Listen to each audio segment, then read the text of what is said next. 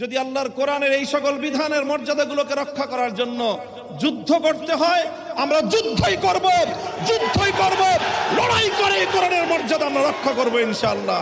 নারীর কাঁধে বন্দুক রেখে ইসলামকে আক্রমণ করার এই দুরভিসন্ধি বন্ধ করুন। আমরা নারীদের ব্যাপারে আমাদের পরিষ্কার কথা, আমরা নারীদের ন্যায্য অধিকার চাই, সমান অধিকার নয়।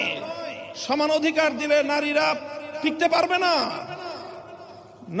সমান অধিকার দিলে নারীরা পুরুষের সঙ্গে প্রতিযোগিতা করে সমাজে তাদের প্রকৃত অধিকার বাস্তবায়ন করতে পারবে না। এই জন্যই তো সংরক্ষিত আসন দিয়ে তাদেরকে আনতে হয়।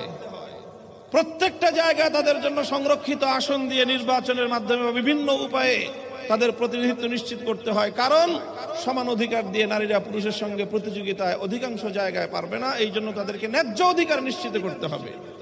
ইসলাম সব জায়গায় ন্যায্য অধিকারের কথা বলেছে এবং অধিকাংশ জায়গায় নারীকে অগ্রাধিকার প্রদান করেছে। আল্লাহর কোরআনের বিরুদ্ধে এমন কটাক্ষপূর্ণ, এমন অবমাননাপূর্ণ কোন প্রস্তাবনা ফ্যাসিবাদী স্বৈরাচারী শেখ হাসিনা ভারতের লেসপেন্সারও কোনোদিন করতে পারে নাই।